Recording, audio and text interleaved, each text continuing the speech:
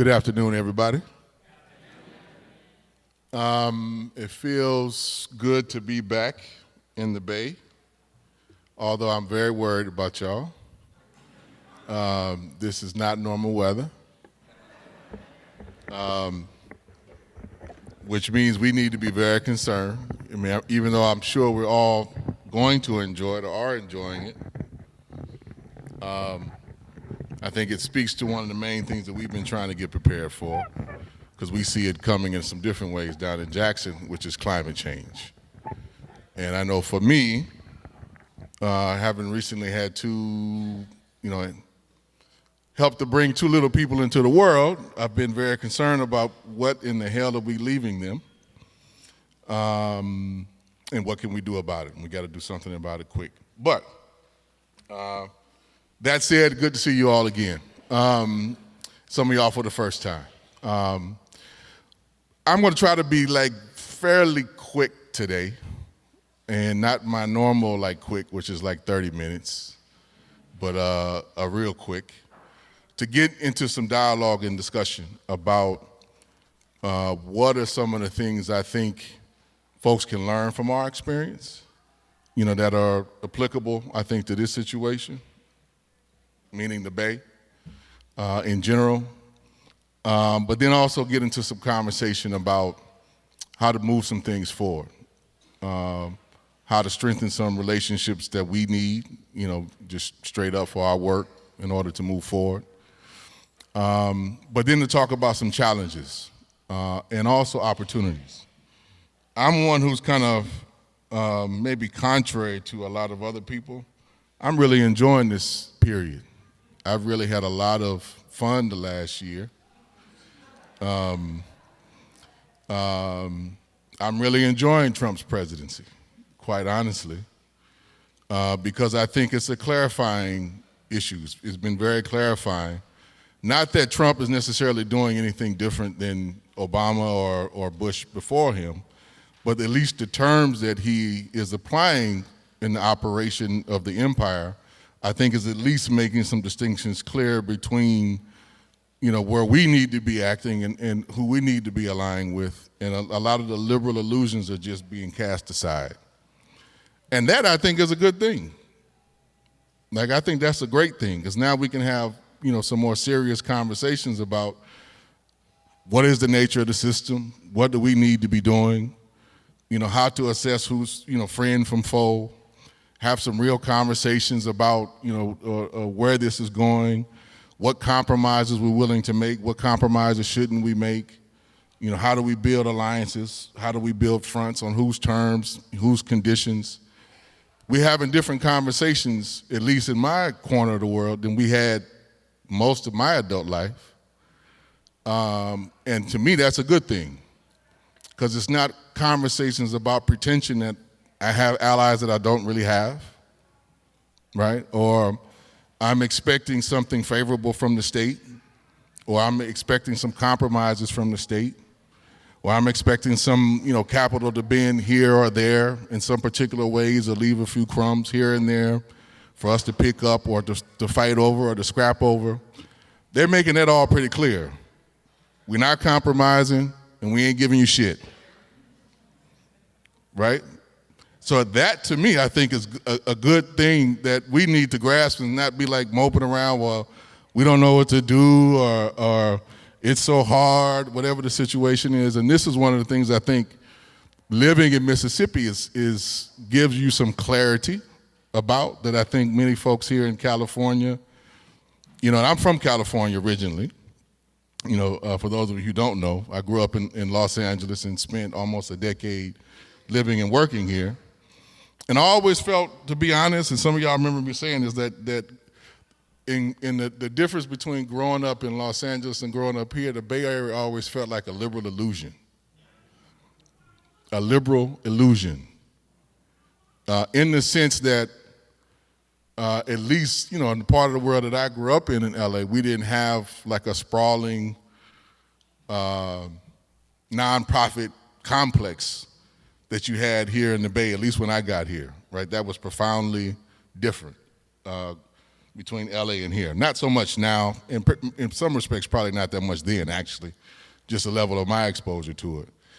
But I would be like, there's so many people who at least proclaim to be somewhat on the left, doing all of this activist and social justice work, but we run nothing, we have no power. And that to me always felt like it was a liberal illusion, whereas in Los Angeles it was always very clear, these are the folks that's running stuff, they have the LAP to enforce their rule, and then there's us, right? Like to me that was always very clear what the terms were, and then what we needed to do from our side of the equation as to who are our friends, who are our enemies, and what we need to be building. And I think that having that clarity is always sobering. And to me, Mississippi is one of the most sobering places on the planet. Because, it's very clear, and it's always been fairly clear about, if I step across the Pearl River, I'm very clear about where I am and how long I can be there, quite literally. Like I don't like being on the other side of the Pearl River too long after dark. Whether I'm in a car, definitely not walking, right? And it's pretty clear. The safe side for me is over here on, the east side, or the west side of the Pearl River, not the east side. Now, I'm not saying that that's a good thing, and I'm not saying it's necessarily a universal thing. But there's no pretension as to whether some folks on that side of the river see me actually as a human being. Right? They make it pretty clear most of the time, I do not. And if and when things turn, I will have you picking cotton or picking something else again. Like that's very clear, very obvious. They don't hide it, they don't disguise it, they don't try to, mask it over. It's very clear, it's in your face. They use some little watchwords, but for the most part, it's very clear. And for folks who are looking at what we've been doing in Jackson and been wondering, like, well, how did they accomplish that? That clarity that exists within the community is actually what I would say did most of the work to accomplish that. Not that we didn't work hard, not that folks have not been putting in time, effort, and energy, for decades. That's all true. But there's a generalized social consciousness that exists that we are just a small contributing element to. And I think our particular piece, in the broader sense of the forces that are articulated in the Jackson-Kush plan, the thing that we've, I think, at best sometimes come with is little strategies, little plans, little tactics on how to fight back, how to collectively organize ourselves, how to wield power here or how to move something there. Those are the things that the so-called conscious forces have brought to the table in the context of Jackson that have been able to move Cooperation Jackson to build and develop in the way that it has, or for us to have some success in the electoral arena, right? The critical thing is to understand what the ground already is that you're working with, and then how to move within that. And I've often felt in other places I've lived, not just here, we don't often have a clear assessment of the ground. Like we imagine it to be something other than what it is.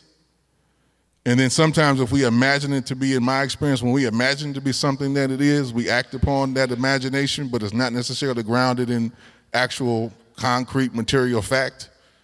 And then we develop plans, hopefully, sometimes we do, to go out and try to move on that, to move people to power.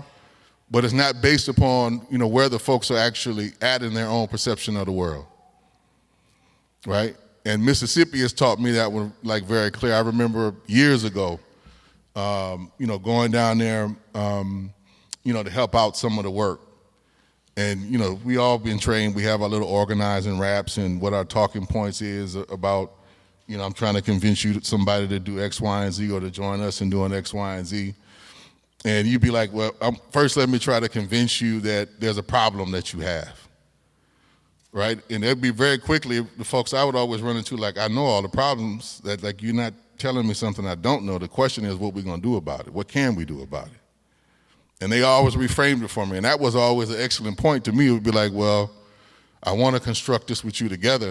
And, like you try to get into that kind of thing, which is not a bad thing, but it was always a deeper push around, well, if you're here talking to me, that must mean you got some idea about what we can do. So why don't you get to the idea about what we can do and let me see if I agree with it or not, right? And if I agree, I might show up. If I don't, it was a pleasure talking to you. And they'll tell you nicely, in the Southern style, like, thank you, young blood, or whatever, for, the young brother for talking to me, and have a nice day, God bless your heart or something like that. They'll let you go.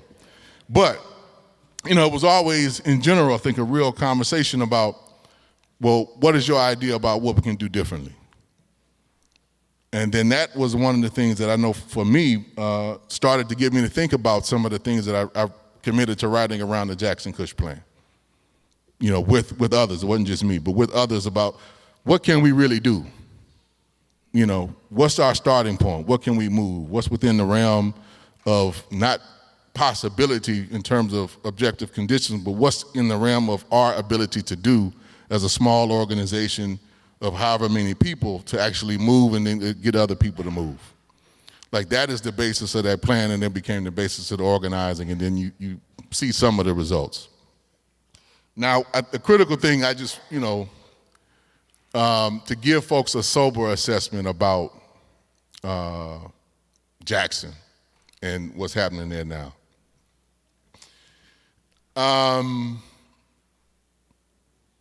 I think in 2013, we kind of caught some of the forces at B. They underestimated the general forces that were pushing forth that program, right? And that enabled, on the surface, if you want to look at it, that enabled Chokwe to get elected. You don't surprise people too often, especially those forces. You don't surprise them too often twice, right? So to the extent that we had made that, we made that move, they started making counter moves. Like, because they don't stand still, and oftentimes they learn a lot quicker than we do, right? And they have more resources to do it. We got to be honest about that. But they learn a lot quicker than we do. And in those, in that countervailing period of time, they've made some critical advances that we now all have to deal with, I think, to really keep this project and this overall scope moving. And I think this next period, meaning like the next year to 2 years, I think is going to be decisive as to whether the notion of power that's articulated in the Jackson-Cush plan can actually succeed or not. Because one of the clear things that the other side of the equation is moving on now is gentrifying Jackson. And it's a gentrification that is very vocal in its intent. The Chamber of Commerce put out a couple of documents which basically just straight up said, in order for us to change the city the way we want to change it, we need to reduce the black population within a period of I think it said, was it 10 to 15 years? I have to get my memory straight on that. But they said they had to reduce it by 20% within that time period. And because they're in their analysis, it was the demographics and the conditions in Jackson, or in Mississippi in general, which enables someone with the history of a Chokwe Lumumba to get elected. And that if you could change the demographics, you then eliminate that, because they could introduce candidates that would then split the black vote, and they only needed to split it to a certain amount, and then they control the dynamic. I mean, it was a beautiful systemic. When I saw the paper and it got kind of handed to us, kind of on the down low, when I read it, I was like, I want them on my side of the equation for their level of analysis of how quick it came.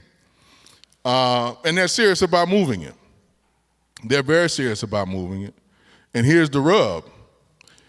Part of the deal is, for us as a whole, like progressive forces on a whole, if we aren't very clear about what our narrative of development is and what our plan for development is, we could and might actually be aiding in development of our own population's demise.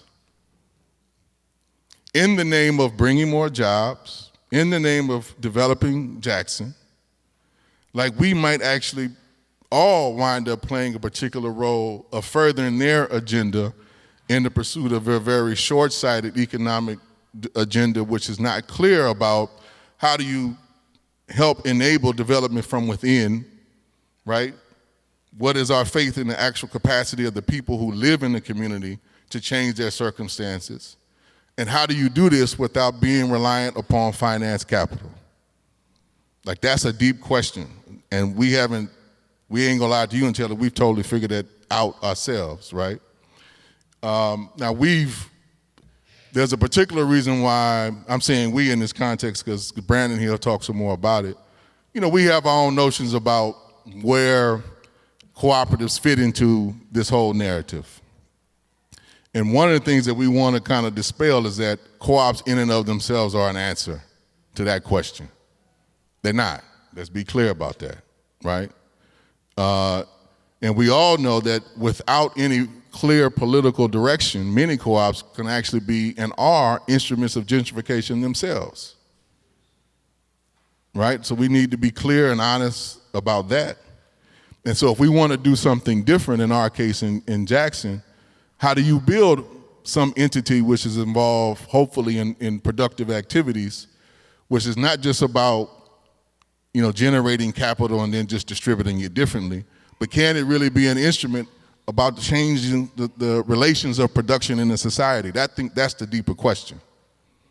And I would argue, from our limited experience, if your work in developing co-ops or broader the solidarity economy, if it doesn't have a very clear political focus, if it doesn't have a very clear class-articulated focus, and if it's not bridged by creating other solidarity projects that are based in production that are consciously and deliberately trying to upend the logic of capital, starting with, you know, changing kind of your dependence upon the cash economy, and we can talk about what that all means later or at some other time. But if you're not intentionally doing that, then the best that you're doing is creating, you know, kind of small little operations where you and your friends, you know, can make things cheaper to a certain extent or make them sustainable for a certain period of time by doing at a serious level of self-exploitation. And I don't think you want to do that for long. I don't. And I'm trying to figure out how to get out of that particular dynamic. And so I think the critical piece, going back to the time period, is, you know, does the time and the challenges of the time enable us to think differently? I think it does. And if it enables us to think differently, can we act differently? I think that becomes then the challenge. That's the challenge we're trying to figure out in Jackson. And we're not going to sit here and tell you we've totally figured it out. You know, we got all the standard issues that any other social movement organization or nonprofit, we got all that. You know, some people carrying more of the burden than others. You know, some people not showing up to work on time. Some people doing too much work. We got all that. We've made some little gains in the space of our context, but we're not above and beyond all those issues and contradictions. Now, that said, I do think there's some things that we're beginning to figure out. And how do we generalize those? We try to put some of that in the Jackson Rising book. But let me tell you one thing, and I hope you pick it up. You know, I guess I got to be some sales pitch man for my own work. The book is about 2 years old, meaning like it came out 2 years late from when it was supposed to come out. And good thing for Comrade Ajamu. He really was a person at the end of the day that really forced us to get it out. And one of the main pieces, just being honest, was that first chapter, the Build and Fight chapter. It took me about 1.5 years to write that thing. And it was always like, oh, it's done. I'm gonna finish it next week. And I work on it. Then I didn't like it, or something about it didn't sit right with me, and I kept working on it. Then he's like, look, I'm gonna stop the project if you don't finish that damn essay. Like, I'm gonna quit, because I'm the one who's got to read and edit everything. I'm gonna stop. And to the very end, I'm actually still uncomfortable with that essay, with that particular piece of the book, because I was trying to offer both a summation of our experience, but also a good snapshot of where we're trying to go and why. And I don't think it fully captured that. What I wind up having to be comfortable with is a moving target. And so I'm writing about things that I am myself constantly trying to understand, learn, process, and assess in relationship with my comrades and in my own relationship with my own struggle with my own ideas. So I finally wind up being happy with that, and then we released the book. Now, of that said, if there's 2 essays in the book that I would encourage you to read, it would be that one, and the other one would be Casting Shadows, which is a later piece in the book, which gets into some of the concrete things that some of us were beginning to reflect upon about what we had succeeded in doing, what we were challenged in doing, and what we thought the road ahead should be, right? And we're still very fundamentally in that place. I still think, despite some of the recent challenges some of you all may have heard, I still think we're in a damn good place in Jackson. And why do I say that? I at least am engaged, or we are at least engaged in a conversation about which direction something is going to go that actually has a material impact on thousands of people, and not just our own little bitty clique, right? And so it's very critical that, being mindful of the weight that brings, that if we make some wrong decisions, it's going to impact a couple of thousand people, not just us. But also, be comfortable with welcoming that responsibility.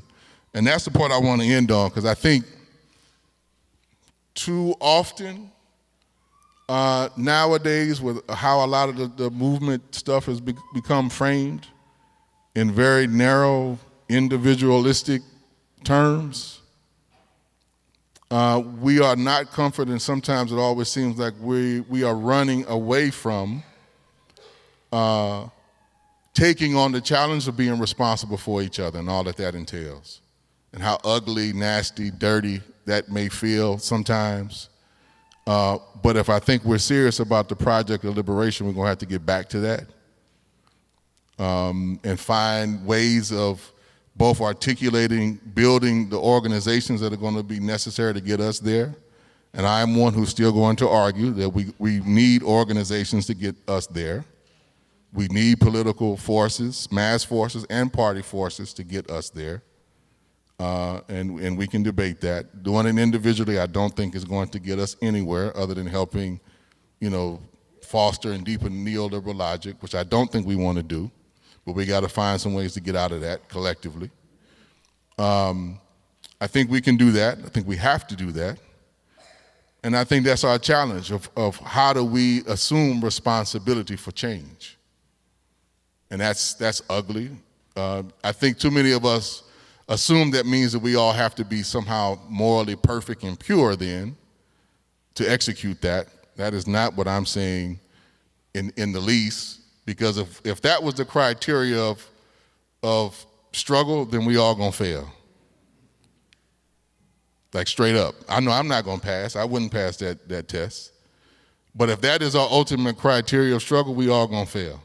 Because somebody you done crossed or did wrong or said something wrong, or they got a particular view or narrative about it, that either we will continue to allow us to not engage each other, or we're just kind of, devolving to doing our own things, right? And that's something I think we need to get out of. And then the last thing,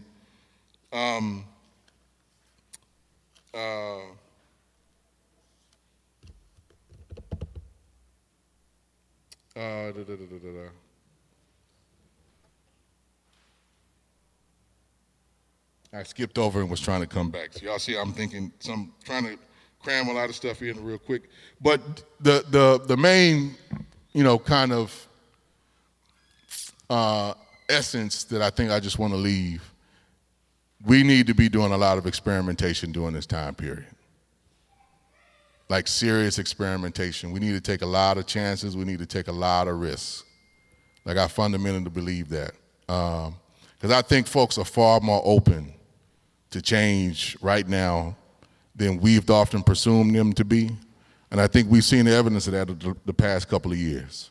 You know, not always in the best way, but I think we've seen it. And, you know, some of the things I remember, you know, most of my life growing up, there'd never be a black man that was president. Check that off. That didn't do us no good, but check it off.